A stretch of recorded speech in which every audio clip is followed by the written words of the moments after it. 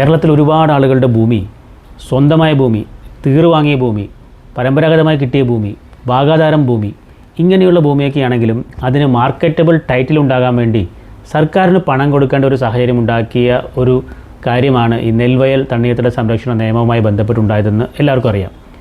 ആ നിയമം ഉണ്ടാകുന്നതിന് ഒരുപാട് നല്ല വശങ്ങളുണ്ട്, ശരിയാണ്. പക്ഷേ നികന്നു കിടക്കുന്ന ഭൂമിയാണെങ്കിൽ പോലും, വീടുകളുള്ള ഭൂമിയാണെങ്കിൽ പോലും അതിന് തരം മാറ്റാൻ വേണ്ടി ആളുകൾ സ്വന്തം ഭൂമിക്ക് പണം അടയ്ക്കേണ്ടി വരുന്ന അവസ്ഥ. പിന്നീട് കുറേ നാൾ കഴിഞ്ഞപ്പോൾ 25 സെൻറ്റ് ഭൂമി വരെ അത് ഫ്രീ ആക്കി അങ്ങനെ കോടതി ഉത്തരവിലൂടെയൊക്കെ വന്നു. അതിനെതിരെയും സർക്കാർ അപ്പീൽ പോയി, പക്ഷേ നടക്കാതെ വന്നു.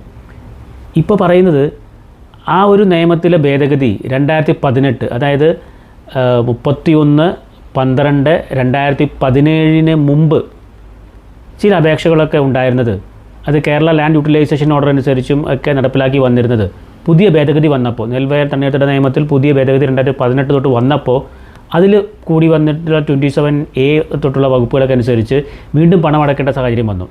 അപ്പോൾ കുറേ നാളുകളൊക്കെ ആളുകൾ ഇങ്ങനെ കോടതികളിലൂടെയൊക്കെ വാങ്ങിയിരുന്ന ഉത്തരവനുസരിച്ച് ഈ നിയമത്തിൻ്റെ ഭേദഗതി വരുന്നതിന് മുമ്പേ പെൻഡിങ് അപേക്ഷകൾക്കൊക്കെ ഫീസ് അടയ്ക്കാതെ തരം മാറ്റിയെടുക്കാമെന്നായിരുന്നു.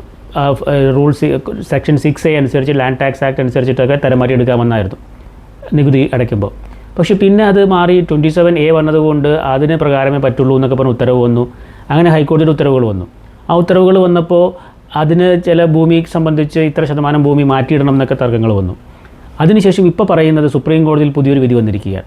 ആ വിധി അനുസരിച്ച് ഈ പറയുന്ന 2018 മുമ്പേ കൊടുത്തിരിക്കുന്ന അപേക്ഷകൾക്കൊക്കെ KLU ഓർഡർ അനുസരിച്ച്, KLU ഉത്തരവ് അനുസരിച്ചും ആ കാര്യങ്ങളൊക്കെ അനുസരിച്ച് ആ രീതിയിൽ പണമൊന്നും വാങ്ങാതെ തന്നെ തരംമാറ്റൽ നടത്താമെന്നുള്ളതാണ്. അത് മുമ്പേ കേരള ഹൈക്കോടതിയുടെ ഡിവിഷൻ ബെഞ്ച് പറഞ്ഞിരുന്നതാണ്. പക്ഷേ അതിനെതിരെ അപ്പീൽ പോയി. ആ അപ്പീലിലാണ് ഇപ്പോൾ തള്ളിക്കൊണ്ട് വിധി വന്നിരിക്കുന്നത്, അങ്ങനെ പണം വാങ്ങേണ്ട കാര്യമില്ലെന്ന്.